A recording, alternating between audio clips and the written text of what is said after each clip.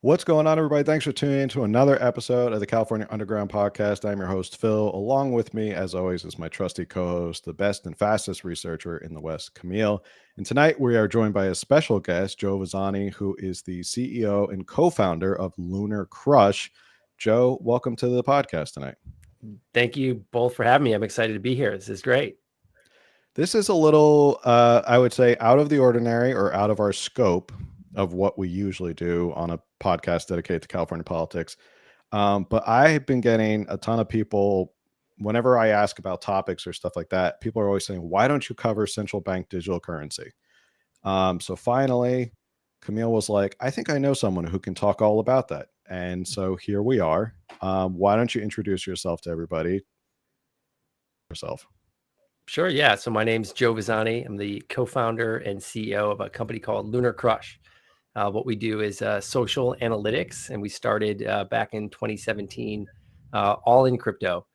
So we looked at the cryptocurrency market back then, and this is a time when all of these kind of crazy coins were coming out. It wasn't just Bitcoin that was started; it was all of these other different cryptocurrencies. And so we looked at the market and said, hey, how do consumers and retail investors really understand what's happening with these cryptocurrencies? They don't have all of these traditional metrics that you would look at when you look at a financial asset. You wouldn't look at their income statements and their balance sheets. These are all new technologies, and the way that they worked was very community driven. It was very social driven. And this was long before, I'm not sure if you guys remember kind of the whole Wall Street bets thing that went on, where like retail kind of, took the horns of the hedge funds, and they actually drove some hedge funds out of business, which is actually, I shouldn't say it was cool that anyone went out of business, but it was cool to see consumers actually, take the upside on that. And so we were actually looking at crypto in those communities very early on. And so we actually build software, and we have data streams that different exchanges like Coinbase will use, different trading software like TradingView will use. And so we actually have a lot of data that we're looking at on social media. And so that's actually turned into, a pretty cool platform at LunarCrush.com if you want to check it out, where you can go and actually search any keyword now. So if you want to search CBDC, you're going to see what the social media graph for that is and who's talking about it, who are the influencers that are most influential and the creators that are most influential on all these topics. And we're really kind of a repository for, whether you're an investor or a hobbyist or a creator to come and kind of create a new following or find out which topics you're influential for. Yeah, I actually remember I'm a big fan of Reddit. So I was on Reddit when Wall Street Bets was going nuts about GameStop and all of that. And it was fun to watch how retail Robinhood investors could like just bring down hedge funds. So I know that the people in power weren't too happy about that. But all right, we talked about this before. We hopped on tonight. I'm coming into this episode with a child's mind.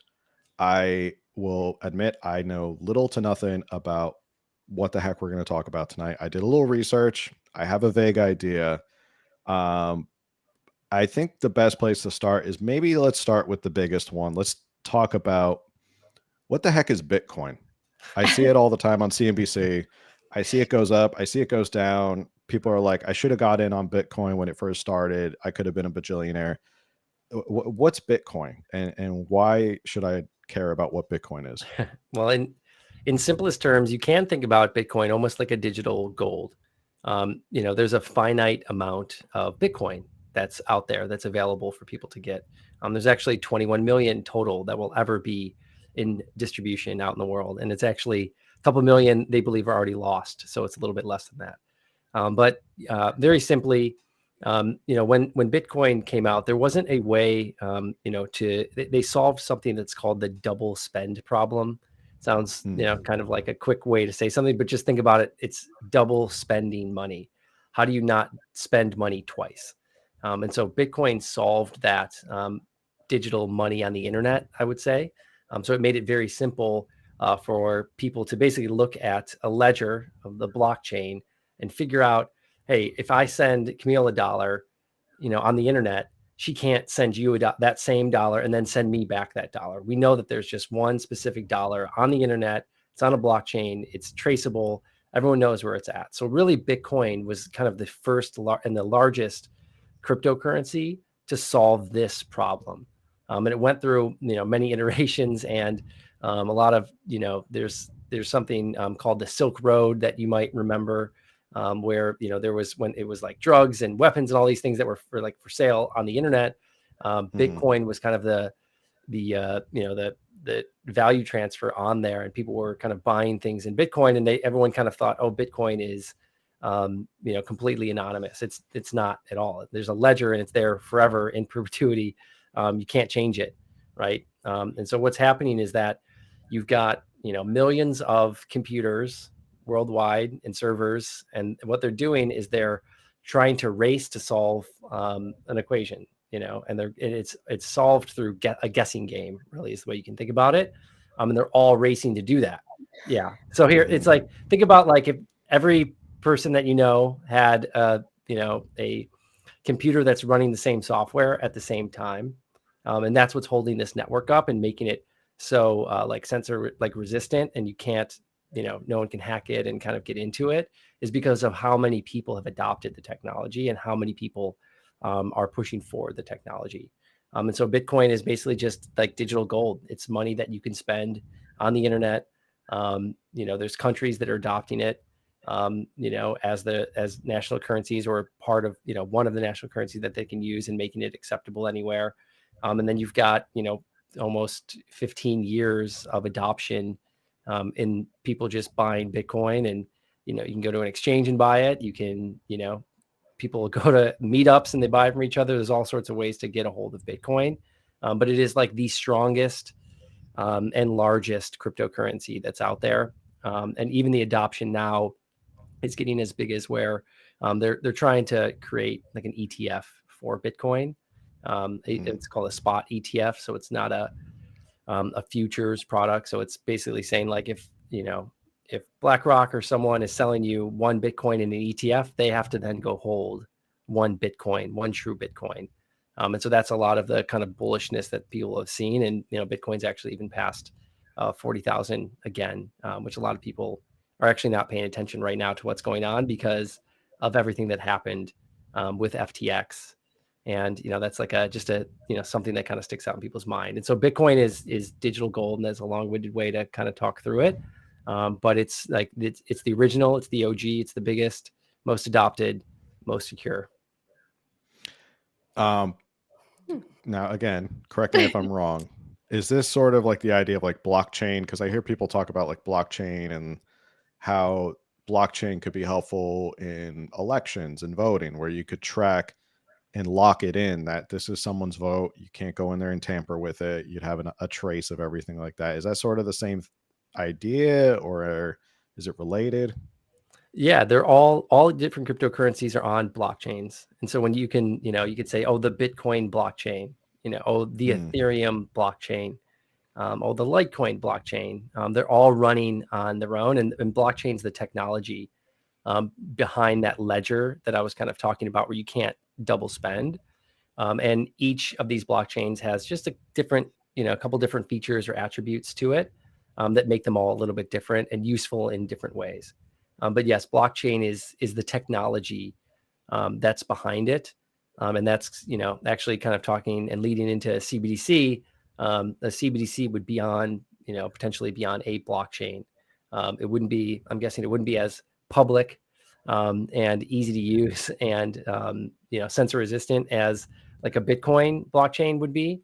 But yes, blockchain is like the technology. And, you talked about voting, right? And so there's a lot that you can do with blockchain when it comes to even voting, or, like, for example, I could run on a platform that says, hey, I'm just I'm just basically crowdsourcing my ideas, and hey, here's a law that's going to come into place in my city, right? And everyone in my city, basically, I know they have their address, and I know that they have one entry or one vote.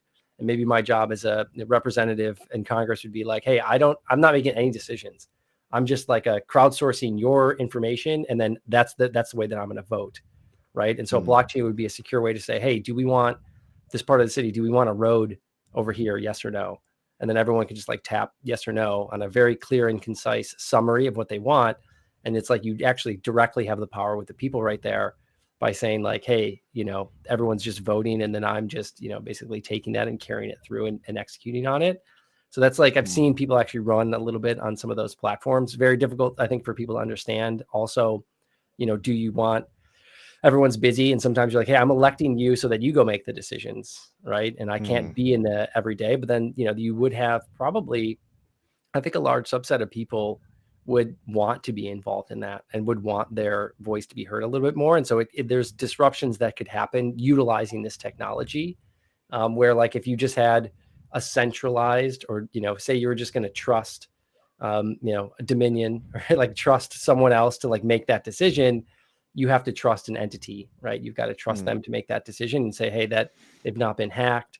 Nothing's been double counted. How do you prove that? There's audits that go in place. But the cool part about crypto, I don't know if you guys remember, Google had this ad campaign, and it said, don't be evil, right? It was just this ad campaign trying to push Google products. And there was a great ad campaign that was done by a company that's called Stacks. They used to be called Blockstack, which basically said, can't be evil, right? And so I think that's the mentality of blockchain and crypto, is the transparency, and the technology is what brings that to life. I know as a political nerd, and maybe I can speak for Camille as well, if I had the ability to tell a political representative yes or no on everything, I probably would. My vote would be easy, though. It'd be like, should we spend money on, and I'd get past that and go, no. Should we spend money? You can automate that. No. You could say, whenever the bill comes through, I want to spend X money on, and it just automatically shoots no, right? You can build automation into it. That sounds, you're like describing a utopia for me right now. The one thing I'm kind of picking up from Bitcoin, and it's odd, but it's almost like Bitcoin is returning to the traditional way of how we used to do currency in America. This idea of it's linked. We used to be on the gold standard. There was a finite amount of gold, and that's how you knew my dollar was worth X amount because of gold. Now, once we came off the gold standard, it's not connected to anything. It's just fiat money, and we're printing left and right. But from what it sounds like, what you're describing is there's a finite amount of Bitcoins. The demand goes up, price goes up. So it's connected to a finite resource that you can measure. Is that so? It's almost like digitally we're going back to the gold standard. Does that sound correct? Yeah, and I think that's why people talk about it as digital gold a little bit. Obviously, it's a lot. It's, with gold, there is a finite resource, but we do still mine it, right? It's not transferable as easy as something like Bitcoin is. I mean, you can send $1 billion of Bitcoin to someone across the world for 5 cents, right? You can't transfer $1 billion of gold anywhere. But the idea of that kind of hard money is there, but with many other characteristics that make it even better than that, right? And so I think a lot of people who are Bitcoiners, we talk a lot about just being better money, period, right? And that's the cool part about the movement that's kind of been created around this, is that, we talk about, like, you mine for gold, and we talk about it like, hey, we're mining for Bitcoin, right? Like there's something called proof of work. And so the amount of work you put in and effort you put in, it takes time, energy, resources, money to mine Bitcoin, right? Same thing for gold. So it's not just like you just can snap your fingers and grab one, right? Like in the very, very early days, yes, it was much easier to do, but probably similar for gold, right? There was a gold rush. People went out west. It was easier then than it is probably now.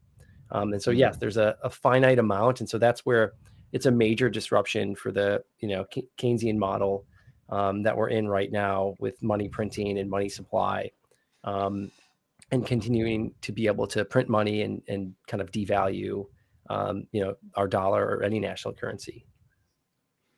You brought up Keynesian. Now I'm excited. Now we're getting into the hardest stuff that I love. Yeah, I think it's I keep hearing people say it's the way to decentralize currency and kind of take power away from the fiat currency that we're currently on. We're seeing it with record inflation, which is why everything's costing more, because of the fact that we're not connected to anything. We're just printing money left and right. Okay, so Bitcoin is digital gold. Before we segue into central bank digital currency, is it still a good idea to invest in Dogecoin, or is that not a good idea anymore? I can't give financial advice, but I would say there are other invest in LunarCrush. Okay. There's other cryptocurrencies that have other aspects and values to them and features to them, that Bitcoin does not. I probably can't sit here and advocate to go, sell your house and buy a bunch of Dogecoin. But if buying a little bit of Dogecoin gets your foot in the door of understanding what blockchain technology is and understanding, trying to focus on, your financial future in a way, right? Like we don't, we're not teaching kids in middle school how to use credit cards and what, an inverted yield curve is. And like even some of the most basic financial education that's out there is not like given to this, Gen Z or even the younger like kids that are coming up. I think that cryptocurrencies and specifically Dogecoin and, some of the altcoins that are out there are really interesting kind of instruments that people could learn a little bit about finance, right? So if you're going to take $10 or you're going to take $100 or whatever your unit of, risk is, I think it's totally fine to kind of understand what these things are about and make up your mind yourself on what these things are, as opposed to a lot of people do go into these kind of like tribal camps when it comes to crypto and like Bitcoin only and like Bitcoiners and then crypto altcoins and DeFi. And then you can just go down this rabbit hole. I say, go find out yourself. Obviously don't risk your entire life savings in anything. You should always stay diversified. I'll keep that in mind next time I talk to my financial advisor. Awesome about Dogecoin. All in on Dogecoin. All in on Dogecoin and silver. All right. So hard pivot now to central bank digital currency. I think we have a good idea of crypto and where that is. A lot of people, some people asked on a podcast pre-show, what the heck is a CBDC? I have a vague idea of what the plan is or what the idea is, but why don't you describe your take on central bank digital currency? Sure. So I think people need to understand most dollars, like 98% of dollars are digital, right? They currently are. They're in your, they're at Chase Bank, they're at Bank of America. They're somewhere they're digital. They're not in like cash, right? Very few dollars actually are. The difference though between that and potentially a central bank digital currency is that those dollars are held at a bank, right? Or they're held in stocks or bonds or some sort of brokerage account, right? And those dollars, yes, they're issued by the U.S. government, right? Congress has to sign off, and we have spending bills, and more dollars can come into circulation. But those dollars, technically, your bank knows where you're spending those dollars. They have records, and there's a ledger at each of those banks, but that's a level abstracted from direct government access to that, right? And so, a central bank digital currency, there's a paper written last year, and they talked about what would this potentially look like. And what it would look like is a dollar that's directly issued from the government onto potentially a blockchain that would be completely run by the U.S. government or any governments that are out there. So you would just be having a dollar, maybe not in a bank account, maybe in a bank account, or maybe just in the Federal Reserve or your U.S. government app, right? And it just has like dollars in there. And so those dollars, though, would be tied to some sort of blockchain, right? So that you can't double spend them, like we talked about at the beginning, right? You can't double spend it. And so what comes with that, though, like whenever you interface with any sort of digital app, or whenever you interface with like a website that's out there, all those kind of standard footprint things that come with interacting online would come with it, right? You need to open up that U.S. government app, right? You need to open it up from your phone, and your phone now has your location, right? It has your speed that you're traveling. It knows if you've dropped your phone. It knows what other potential apps are running on your phone at that any given time. If you've got some Google software out there too, they know where you've been. So a lot of like the data sharing that's out there is suddenly and potentially opened up to this kind of centralized source.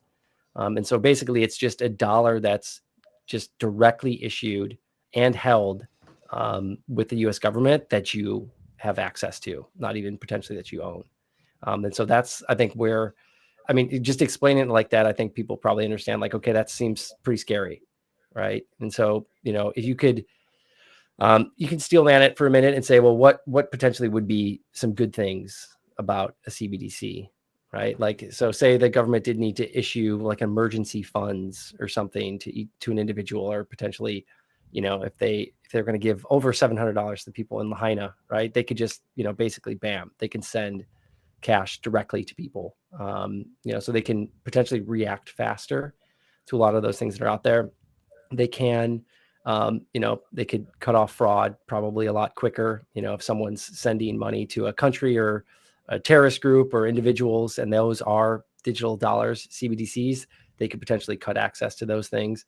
So there are some, I think that those are the ways that they'll probably pitch that to be positive. So I could stop if you guys have any questions about what exactly it is, but if you think about it, it's just the same thing as like any other cryptocurrency or Bitcoin, but issued by the US government and held with the US government.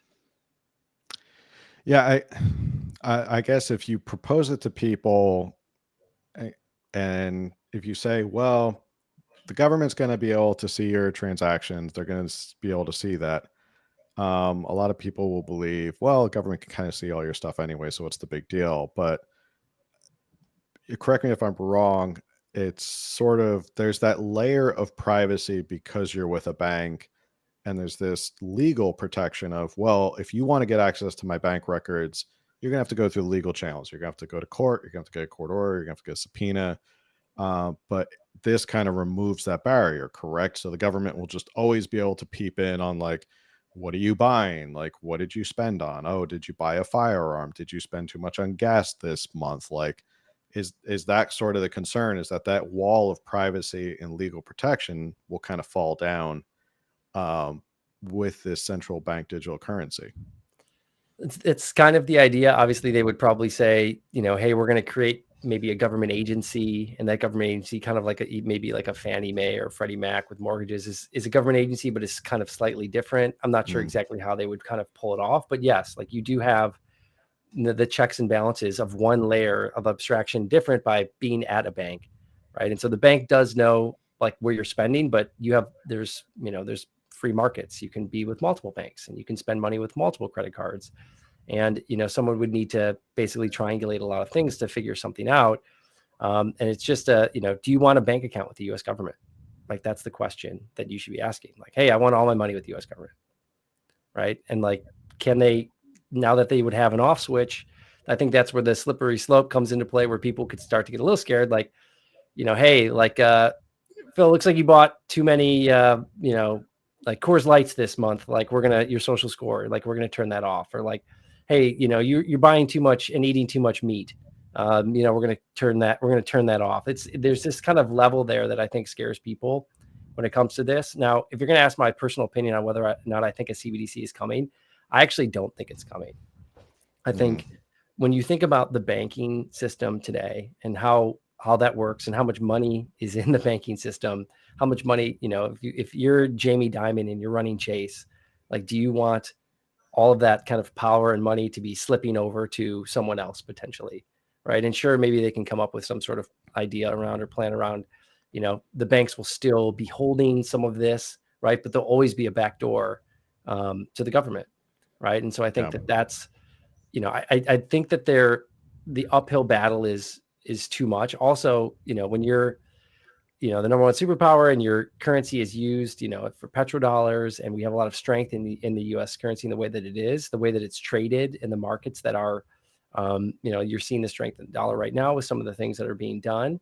I think the banks and a lot of the investment banks and a lot of the capital markets, this isn't a positive thing for them, right? And and those folks, like the lobbying that is done and the purse strings that they hold.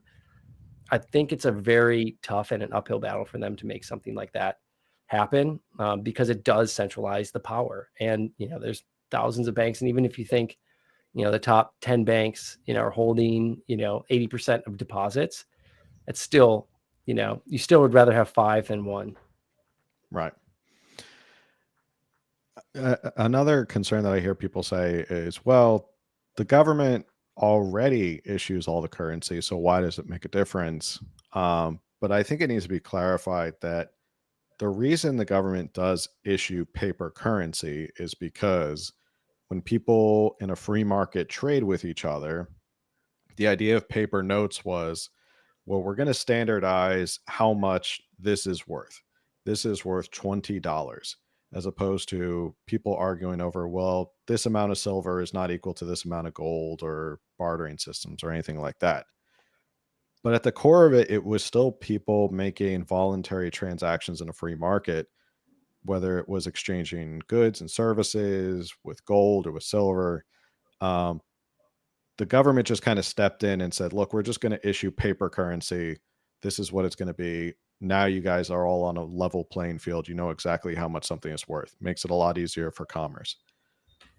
That to me still leaves it as it's your property. Money is your property, meaning you should be allowed to do what you want with your property. You earn that money. There are dollars in your bank account. It's like if you own a house, if you own a computer, if you own anything, it's your personal property.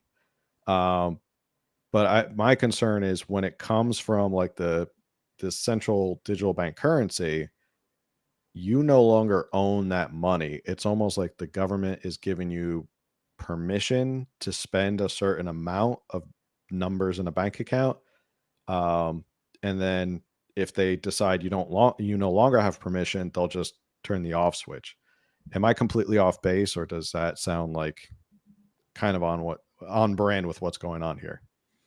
I think that's what everyone's worried about, right? Is that would be what the end product would actually be, right? The paper that's out there now, there's still, I think they threw that out there, to kind of gauge reaction, right? Because you're seeing other countries start to kind of dip their toes in a little bit on this with India, obviously China. And so you're seeing that, and even there's pushback there, and people don't want to use it. I think the average account size I was reading, it's like 50 cents or something like that, right? So it's like people don't want to use these things, but I think they always kind of have to throw something out there to just say, hey, what's this reaction going to be?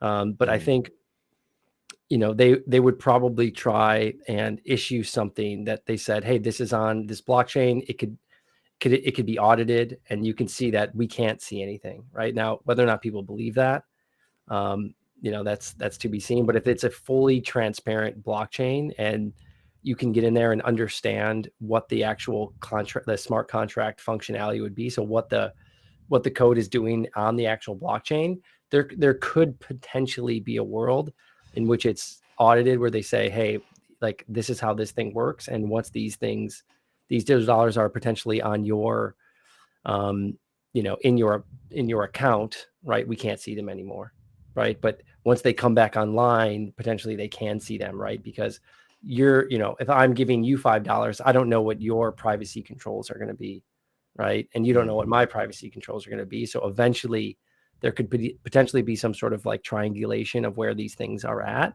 But I think that the American people probably won't want this if they actually started to push this and make this pretty serious, and you would have a big battle with it. And I just think it's just way too disruptive to the current banking system that, we could be talking, 10, 15 years from now, potentially they would try to pull something together. But again, I think, there's other options, and like the money works pretty good right now from where things are at as far as a pure functionality standpoint with the money. Yeah, you raised a really good point that the bankers who are deeply tied with Washington are not going to want to relinquish control that quickly, because they have so much power and influence in Washington. JP Morgan's not going to want to go, yeah, sure, you guys take it all over, we'll go out of business, it's fine, we don't need to do banking anymore.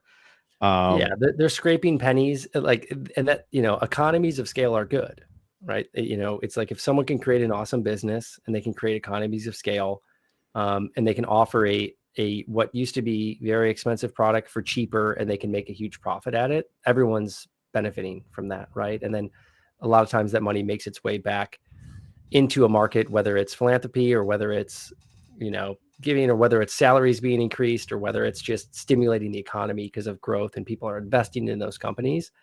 To pull that much, like the banking sector is gigantic, right? Asset management is huge. It's one of the largest sectors that we have. And to try and stifle that in some way would be detrimental to the stock market and would be detrimental to a lot of these large businesses. And so it would be an extremely complicated feat to pull off, especially in a very small amount of time. They can't just be like, hey, we're going to suck all these old dollars up, and now we're only issuing CBDC dollars. So it could take a long time. And especially if it's an opt-in type thing, you're definitely going to get half of America that's going to say no. And then you're going to get other people that are just going to be slow adopters. Yeah. Is it kind of like right now, or they're just kind of like peeking open the Overton window? They're just kind of like, they're just cracking the Overton window to be like, okay, what do you guys think? No? Okay, pushback. Okay. Because that seems to be sort of how the government plays these games of like, they kind of, they tiptoe in, they feel how the water is. And then like, once they sort of see the reaction, if the reaction's bad, they'll kind of run back and be like, no, we were just kidding. It was kind of like, I don't know if you remember, was it this year or last year when they were rolling out this, I mean, for a lack of better terms, like the Ministry of Truth, where they were like the Department of Misinformation, and the government was going to tell you what was true and what was not true. And like the backlash to that was so immense that they were like, nah, just kidding. We weren't ever going to do that. We never named anybody to do that. Just kidding. So is that sort of what it's like? It's like right now they don't plan to do it immediately, but they're kind of dipping their toes in the water a little bit. That's sure what it feels like, right? Put a paper out there, see what people's reaction is. If they put that out there and everyone's like, yes, please, like, survey everything that I do, suddenly they would fast track that thing, right? But that's not the reaction that they're going to get. There's obviously they're going to do a lot of studies on these things, but even Jerome Powell, who runs the Fed right now, the Fed chairman doesn't even want this right now. He was pretty explicit last year talking about he's bearish on it. And so, you've even got kind of the powers that be at the Fed. Again, the Fed potentially can lose some control as well, right? So you've got a lot of people in power positions, and you're thinking, well, how would the Fed lose control? It's like, well, if everything's just super transparent, which I actually think that macroeconomic data is too slow and should be more transparent. With the dollar, obviously, it's a much different thing. But when you have this kind of transparency and like quickness of data, right? Like all these lagging indicators for the economy, like what's the unemployment rate? Like what's core inflation at? What's CPI? Like what are these numbers at? We're always looking at these lagging indicators. We have this data today, right? We can make, and the Fed can make potentially adjustments to rates. Like why do rates have to change once, every 6 weeks or every quarter, right? Why can't they change every single second in real time based on the data that's out there? Wouldn't we be able to stifle inflation faster, right? Wouldn't we be able to spur the economy by putting more capital and more dollars into the economy if we need to, if things are slowing down? And that's their model. So the speed of that information could be a really good and beneficial thing that is not done. It's just kind of legacy data that's out there. And so put that in the CBDC model, suddenly maybe there's less decisions that the Fed has to make, right? And maybe there's less people. Maybe we don't need a Fed, chairman at every single bank, Federal Reserve around the country. Maybe there's, and those are probably pretty popular, pretty big wig jobs that are out there that people want that control. So you can see there's this kind of legacy leadership that's out there that this is actually not good for either. So I think that's where I'm just thinking that we're a lot further out than maybe people think, but it's such a hot topic thing to talk about because it is very scary to think about someone having an on-off switch and and then you go down the kind of social score route and everything else, which that's just not what we want. I mean, that's a perfect segue to my next question, which was, let's get real conspiratorial. Let's get real controversial. Let's talk about sort of the worst case scenario of what happens when there's a central bank digital currency and whether or not how they can implement social controls or social credit. Or, we joke about like, oh, if you buy too much meat, which I'm pretty sure would kill Camille's husband with the amount of meat that he goes through anyway. But it's kind of that idea of like, we're watching what you do and we're going to control it because of how much you can spend on it. Talk to me a little bit about that, like that kind of controversial side of the control aspect. I think you could kind of start with, like the amount that you spend or the amount that you would want to transfer controls. There's already controls, I think, in Europe where, they have a hard time sending large amounts of capital around. And, if you go to the bank even today and you ask, you're like, hey, I'm going to go pick up, I got to go buy a car. I need $20,000. Right. They're like, what are you using this money for? It's like, why are you asking me that question? Like, this is just my money. Right. And they're going to try and kind of pull some stuff out of you. Imagine just trying to make a large transfer, right, and having to fill out a form, right? Or, maybe if it's 15, 20 years in the future, suddenly something pops up on your phone and suddenly you're on like a FaceTime with someone from the government. They're like, hey, like, Phil, what are you spending this money on? It's like, whoa, like you're just turning the phone away, right? There's a lot that you could potentially go down that, we can go down the slippery slope and talk about. I mean, basically having an on-off switch is, hey, you went and, your card gets declined or something gets declined because, you're buying food for like a party because maybe you bought a bunch of steak for someone and they're like, hey, you've taken too much of your share, right, for this month. And you're like, well, I was buying it for a party. It's like, now, well, I got to explain this to someone. So there's just the freedom aspect of like, I feel like most people just kind of want to be left alone and just like live their lives and go to work and come home and like be with their families and go watch a ball game once in a while and, maybe enjoy a drink once in a while. And it starts to really overreach the bounds of what is right and what's wrong there. And, when you have kind of the facade of, hey, we're trying to protect everyone, that's almost when everyone should your ears should always perk up when you hear that comment. So yeah, there's your mind, you can just keep going down the rabbit hole with what potentially can be done if someone does have the ability to do those things. You're speaking my language. I just want to be left alone. Just leave me alone. I was reading an article today from Zero Hedge where they're talking about like coming soon, your travel will be restricted by personal carbon allowances. So that's another thing, that if you want to fly to Europe, guess what? That's all the carbon you could use for that year because you flew 6,000 miles. Like, it could get even that bad where they say you're spending too much on flying around the country.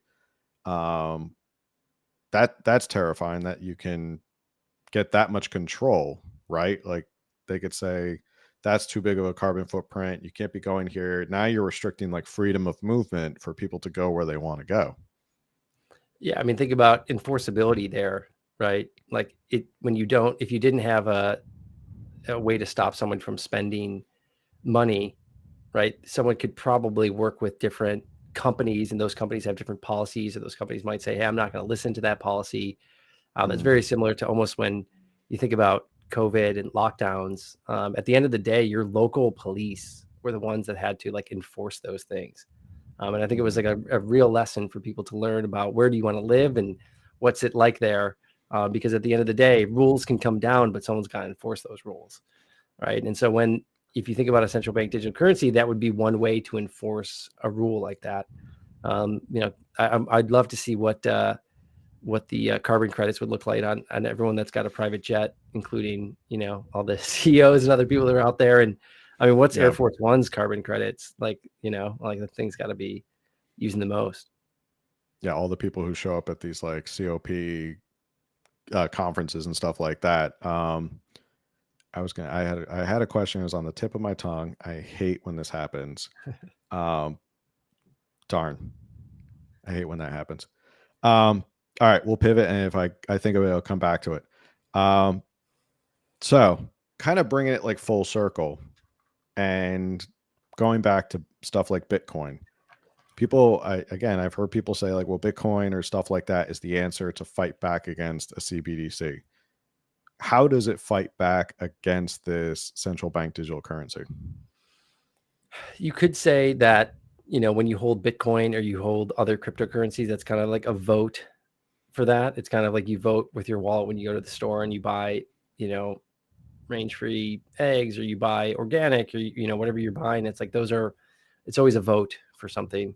And so, the amount of capital that's infused into something like a Bitcoin, or the market cap of that, or if everyone, there's, over 50 million Americans that are holding cryptocurrency now. Those are people that are saying, I vote for this thing. I like this thing that's out there. I like the technology. I want to use it. And I think that's why, you're not seeing as much legislation kind of coming down, is because they're the same thing with putting out the idea. They're like, okay, people like this. And at the end of the day, those people need to vote for me. And the number one thing that they're thinking about in their KPI is just getting reelected. Right. And so they're going to leave those things. It's a completely, they're just such different things. Bitcoin and like a CBDC is just such a different thing. Sure, the underlying technology could be similar with this blockchain that's solving this double spend problem, or you can't spend two of each things. But the fact that there are millions of processors running the Bitcoin blockchain all across the world, and that if one of them went down, it's just immaterial and it doesn't matter, and the blockchain stays up. It's very, it's like a truth machine. Anything you put into it is, as long as the internet and there's power on the earth. Right now, it's like, the largest network of computers. It's not gone down since it went up, 14 years ago. And so it's just it's by the people for the people, right? Like it's that's what it is. But I think when you really think about Bitcoin and the US dollar, the US dollar is like the strength of like America, right? Like it does provide us a lot of strength and a lot of, trading value and market value. And there's a lot that's there. And so like Bitcoin potentially could be seen as a risk towards that. It could be seen like that. But the way that Bitcoiners and a lot of people around the world, we talk about this, is like, it's going to happen, right? And so what we would love to see is for the US government to completely adopt cryptocurrencies, specifically Bitcoin, and put legislation in place that makes it easy and help fund companies that are building on it. I'd love to see even more innovation around other cryptocurrencies that are out there. And I think that the banks themselves, actually, there's more disruption that can happen from digital currencies on the banks than the government specifically. But they're very, very, very different things. I think they're at very early on. I think people kind of confused. Oh, if there's a CBDC that will help that will bring more capital into cryptocurrencies. That's just not the case, right? It's going to be, it might even be harder to go from a CBDC to Bitcoin than it is to go from dollars to Bitcoin, right? Because if you have a CBDC and the government doesn't want you buying Bitcoin, you try to buy Bitcoin with those CBDC dollars, there's your off switch again, right? So it's like, that's where it's like, it actually would be a harder thing to get into Bitcoin from a CBDCs. But I think early on, I think people just hear digital currency, right? And they think that they're kind of synonymous, but they really aren't. I remember what my thought was before when we were talking about people who just go for the idea of protection from the government.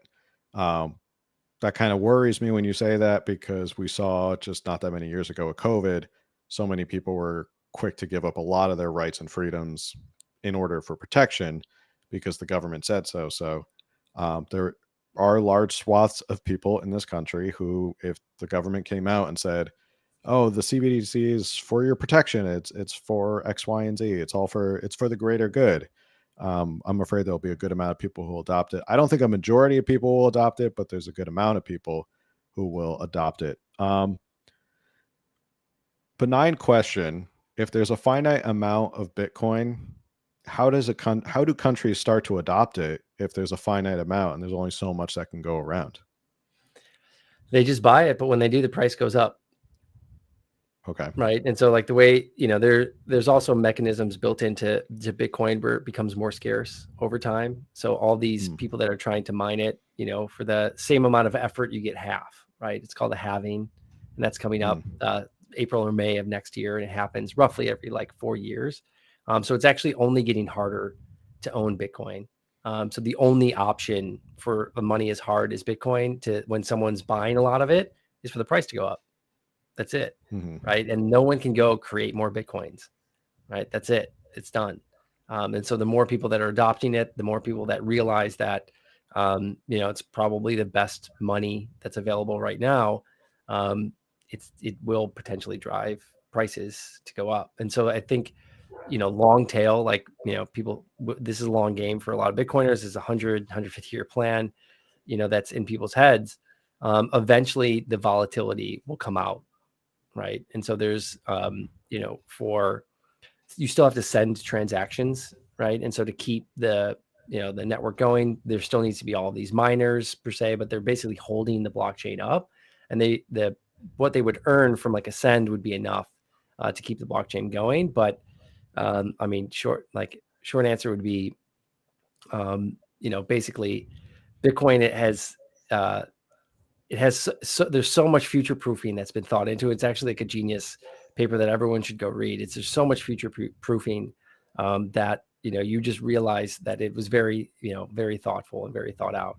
It says on the first inscription of the first block that came out of Bitcoin, it says like January 3rd, 2009, Chancellor on brink of second bailout for banks. Right. That's inscribed onto the first block of Bitcoin by its creator. And what they're looking at is, this was the bailout. This was 2008, 2009. This was like massive money printing. This is all the people that that a lot of people, I came out of school in 2008. I wanted to go work at Lehman Brothers. They didn't exist, 2 months after, I was going to graduate school and go work. And so a lot of people kind of came out of that and said, there's got to be a better way. And so, the fact that Bitcoin was created right at that, precipice at that time is, I think, I don't think it's a coincidence. So one question, I think it's kind of tongue in cheek. Somebody said, if CBDCs are so great, why don't the politicians be the first to use it for a year as their only income source?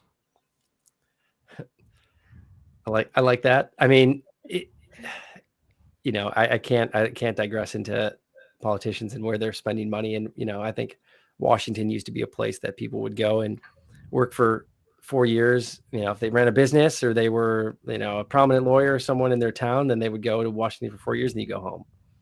Right. Like what Washington's kind of turned into, and the amount of money. I mean, I remember one of my friends was a consultant and he was working on like the postal service back in like 2008 when like the recession was there. I remember the postal service, everyone's like, it's going out of business. And I remember him telling me, they could like expense like $25 Jack and Cokes and everyone's got 2 at the end of like a long day for there. Right. And I'm like, there is just so much money that's there now. And it's just such a rich job. And I think it's pretty sad, but I think that, of course these guys wouldn't want you to know everywhere they're spending money. There's also like, if you think about it, there's kind of like a location security risk there a little bit too, where a lot of times with hacking, it's not like no one can kind of like brute force get into your any of your accounts to like your password, right? If your password's long enough and diverse enough, outside of it leaking in some sort of way, no one's just going to guess your password. Very impossible. What ends up happening is it's a lot of insiders. Like Twitter had some hacks back in the day, and it's because someone was kind of socially hacked. They followed an employee that had credentials. They figured out who that employee was, and then they hacked that person in some sort of way. Whether that person had they get a USB stick that they drop at a coffee shop that they grab, or they do a free giveaway and that person puts it in. That's how a lot of these things happen. Does a government official even want the other government employees that are maybe lifetime employees or somewhere? Do they want them knowing everything about where they're potentially spending money? Do they want the ability for those things to be hacked in some sort of way? And sure, you could say a bank would also be hacked, but at least you have the optionality with a bank to not always spend money in the same spot, right? You can use different credit cards. You can use different debit cards. You can use cash sometimes. Would you want to, if you're a government employee, do you want someone knowing exactly where you are at all times? Or, hey, so-and-so, bam, just spent money at maybe an off the road spot that I'm going to go find them. And I think that's scary. Well, it's no coincidence that the richest zip codes in America, I think, are like outside of New York City and then outside of Washington, D.C. So outside of the financial sector of the country and obviously outside of Washington, D.C., there's just an enormous amount of money that those locations. Yeah. Another question, somebody said, assuming that CBDCs are implemented, what are alternatives for those who wish not to participate?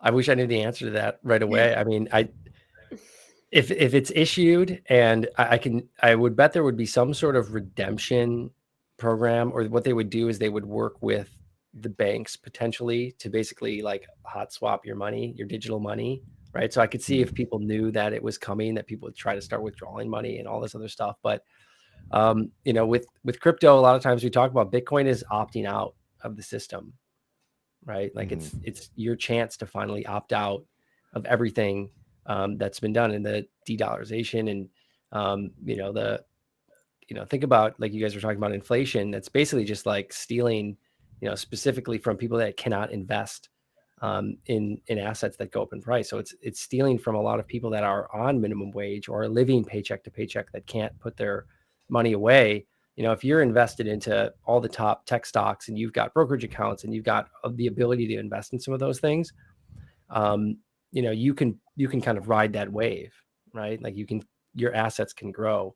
And so, you know, I would think that there would probably not be a lot of ways out of it outside of potentially something like Bitcoin and other cryptocurrencies that are out there. You know, hard assets that you can have, but at some point, if it gets issued, you know, they'll make sure, like, I'm sure they'll work with like the point of sale, right? They'll work with Visa, MasterCard. They're going to work with all of these people and say, hey, you better get on board or else. And then suddenly you don't really have a lot of options. I feel like we could sit here and talk about this for like 2 or 3 more hours, and I probably still wouldn't fully grasp it. But this has been a great introduction to it. I feel like I know a lot more about it now. We're coming up on the hour, so I would just want to get your thoughts on CBDC, what your predictions are for everybody. So let's just get your final thoughts before we log off. Sure. Yeah. And then thank you guys for having me so much. It's been fun. I would say don't be too scared right now. You know, I think that it's a little bit further out, you know, from becoming a real thing in this country, at least. Keep your eyes on, you know, what's happening in places like India, Australia, places like, you know, obviously keep an eye on what is happening in China. It's like, if China can't pull it off, I don't know if anyone can pull it off. And so I'd say keep your eyes on some of those things if you do want to kind of really pay attention to some of this stuff. But I would say, you know, understand where the market is and understand what money, you know, get out there and invest a little bit, you know, figure out how money works, get educated, so that you're ready to go for some of these things, but take advantage of the market that's out there for yourself now. You know, if what you do well is just go to work and put your head down and then invest a little bit, then that's what you should be doing every single day. But I would say, you know, listen to folks like yourself and don't get too distracted from your day to day, because I think it's a little bit further out than people are thinking. But it's good that everyone is paying attention that needs to pay attention to kind of beat this stuff back when it comes out. Excellent. Yeah, I'm definitely going to keep my eye on it and learn more. And I think you've kind of piqued my interest more about Bitcoin and all this stuff. I feel like now I'm going to go learn more about it. Joe, thank you again for coming on and explaining this complex topic to us in a way that's easily digestible for, like Yes, I said, thank someone who knew nothing about it. I think all our listeners are going to get plenty of information out of this and learn a lot. Quick plug for you. Where can people find you, or if they want to check out your company or anything like that? Yeah, check us out, LunarCrush.com. Let's see, LunarCrush. LunarCrush.com, or just follow us on X, just at LunarCrush. We'd love a follow. Cool. All right. And thank you everyone for watching tonight. As I like to end every episode, make sure you like, share, subscribe, review, comment, all that stuff. It helps with the algorithm. As always, the best and cheapest, well, free way to help with the show and support the show is to share it with somebody else. Just message them, send it to them. I don't care. Just make sure you share it with somebody who might be interested in this topic. Thank you to everybody for tuning in, and we'll see you on the next one. Have a good night, everybody.